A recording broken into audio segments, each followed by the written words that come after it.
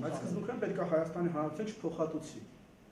սովետի բանկերի ունեցած փողերը։ Չէ, որովհետև մենք ընկել ենք սովետական միության իրավահաջորդ ժառանգության Ռուսաստանի հետ զրոյական տարբերակ, որով մենք Ռուսաստանին ենք փոխանցում բոլոր ակտիվներն ու պասիվները, այսինքն բոլոր արտաքին պարտքերը եւ ներքին պարտքերը, ովքեր որ կար պետությունը ինքը ուներ, դա ասի ամեն ինչ Ռուսաստանի իր վրա դարձած կարճ ասած։ Եթե Ռուսաստանին փող էին պարկ, ՍՍՄ-ին փող էին պարկ, այդ պարտքը դարավ Ռուսաստանի պարկ, եթե ՍՍՄ-ն էր մեկին պարկ, էլի դարավ Ռուսաստանը։ Մեր վրա ես պատմեմ, որտեղ ես Թեհրանում էի այն ժամանակ, օրինակ մենք մի շենք կար, որը ժամանակին ներգաղ կոմիտեներ Հայաստանի կառուցել, մենք վերահսկում էինք բառից բուն իմաստով, վերահսկում էինք զինված կալաշնիկովներով, դա 92 թվականի դեկտեմբերն է, հետո հրանգա եկավ Երևանից հանձնել այդ շենքը ռուսներին, որտեղ ռուսները մեզ ասեցին, որ մենք ձեզ ծորեն չենք տա, եթե շենքը չտաք, մեր ղեկավարությանը։ Մեզ էլ ղեկավարություն զանգեց, ասեց, այս վիճակի մեջ եք հանձնել շենքը իրանց։ Մենք էլ մի շաբաթի շտակարիվ էինք տվել այդ շենքի համար, հանձնեցինք, փոշման գնացինք տուն, ինչ անենք։ Ասեցինք չենք տա, ծորեն չենք տա, զենք չենք տա, այս չենք տա, այն չենք տա, արդեն մեծ հարց է։ Հետաքրքիր զրոյական եղավ բոլոր հանրապետությունների միջև մեր, ոչ, եւ զրոյականի պարագայում ես այսպես էի մտածում, որ տեսեք, մենք մասնակցել ենք այդ երկրի պաշտպանությանը, մենք նաեւ նպաստել ենք այդ երկրի զարգացմանը, փոխադարձաբար իհարկե, ոնց որ հիմա այսպես մեկը հայրական տանը լավ էր ապրում, ուրախ երջանիկ, հետո հարց գնաց, ասում է չէ, այստեղ լավ չի, այդ ամ հորս տունը, հիմա այսպես էլ այս ժողովրդի մի մասը, այդպես է մտածում, ի ժամանակ լավ էր, ի ժամանակ այսպես է, հիմա այդ մտածելակերպը բանը, դրիվ այլ կարգավիճակ է եւ իրավաբանորեն եւ համաշխարհային բանորեն։ Հիմա ի վերջո այդ զրոյականը ճիշտ վարվեցին թե ոչ, կարծոք հնարավորություն այդ զրոյականը չենալու եւ հաշվարկով պահանջելու, որ գուցե մենք պաշտպանել ենք ծովի այդ բանը, հսկայական երկիրը եւ իրավունք ունենք ավելի պահանջել։ Խոսքը իհարկե չի գնում պաշտպանության մասին, որովհետեւ արյունը գին չունի, ոնց է հաշվարկելու ինչ արժի։ Իմ երկու պապերը հայրենական պատերազմի ժամանակ զոհվել են, ինչ արժի իրանց կյանքը, իմ ծնողները հետևաբար որբ են մեծացել, ինչ արժի այդ որդության տառապանքը, դա գին չունի։ Խոսքը գնում է տնտեսության մասին, այսինքն կա ինչ-որ տնտեսություն, որը պետք է բաժանվեր որոշակի համամասնությամբ։ Բայց ես կարծում եմ մենք ճիշտ արեցինք, որ գնացինք զրոյական տարբերակի,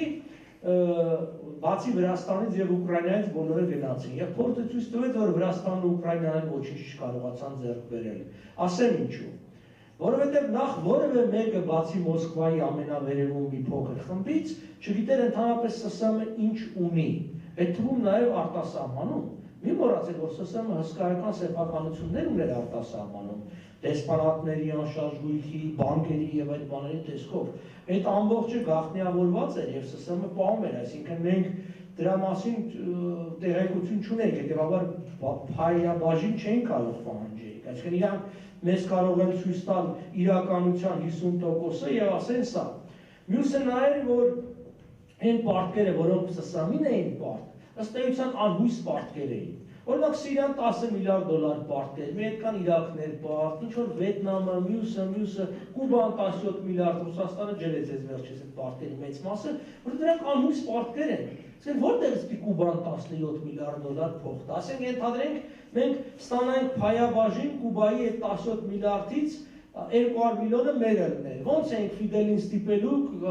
որ այդ 200 միլիոն դոլարը մեզ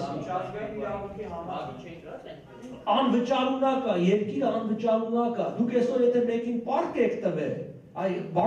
եւ նա ոչինչ չունի ձեզ վճարելու, դուք կարող դիմեք դատարան եւ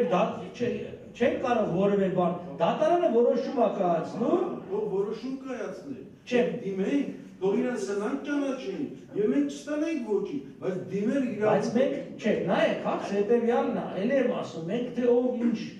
ոնց է, մենք այդ ինֆորմացիան չենք տիրապետում, հիմա էլ չենք տիրապետում։ Դուք չգիտեք ինչ, ես կոնկրետ ասեմ, երբ որ դեռ այդ խոսակցությունները գնում էր, ես Թեհրանում էի, ուրեմն ռուսները իրենց դեսպանատնից, որը հսկայական տարածք է, էլի ամեն ինչով, ամեն օր օդանավերով 1852-ին է դեսպանատունը հիմնվել։ Ուրեմն հին գորգերը,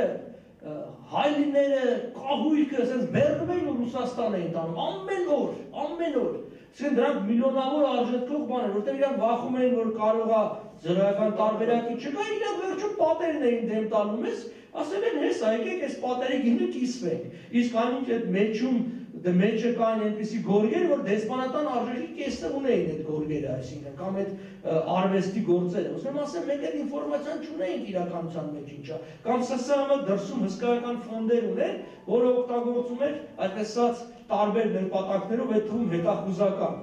Այսինքն որ բանկերում փողեր կային դրանց միլիոնների եւ 100 միլիոնների, այսպես ասած զոլոտը պարտի, որ ասում էին այդ բանը։ Ով դրա մասին լուր ուներ, այսինքն եթե դու չգիտես ինչա, դրա շուրջ չես կարող հայցի դիմես։ Իրավունք ունենք, թե չունենք։ Իրավունք ունենք, բայց իրավունքից օգտվելը նպատակահարմար է, թե չէ։ Ես գտնում նպատակահարմար չի, մյուս մի մոռացեք, 92 թիվը։ Ես շատ կոնկրետ եմ ասում։ Կար շենք Թեհրանում, ռուսական դեսպանատան դիմացն է, որը ժամանակին Հայաստանի Սովետական Սոցիալիստական Հանրապետությունն է կառուցել հայերի նվիրած հողի վրա, որը ներգաղթ է կազմակերպել, հետո այդ նվիրվել է Սովետական դեսպանատունը։ Հայերը միշտ ասում էին հայոց տուն, որտեղ այդտեղից գնացել են Հայաստան եւ այլն։ Մենք այդ շենքի շուրջը վեճ ունեինք։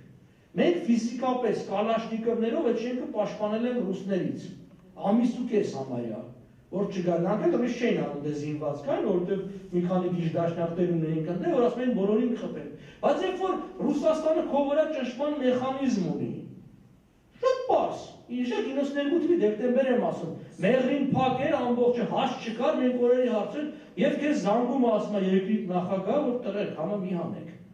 Ռուսերն ասում են, որ եթե այն շենքը չտանք, մենք հաց շենք տա, մենք 2 օրվա հաց ունենք ընդհանրապես։ Եթե դուք շարունակեք եւս մի շաբաթ, մենք հացի սով կունենանք։ Մեր փամփուշտը վերջանում է Ղարաբաղում։ Մենք դրա դիմաց խոստացել ենք, որ ասենք 2.76 զենք կստանանք իրանցից։ Ինչ անենք, չտանք։ Եվ այդ հերթով մեզանից քամելու էին։ Ոնց որ հերթով քամեցին այս ամբողջ բաները տարան, չէ՞, հիդրոէլեկտրականներ, ցանցեր։ Մի բան տվեցին տարան, մի բան եւ հետեւը այդ վիճակի մեջ էինք, այսինքն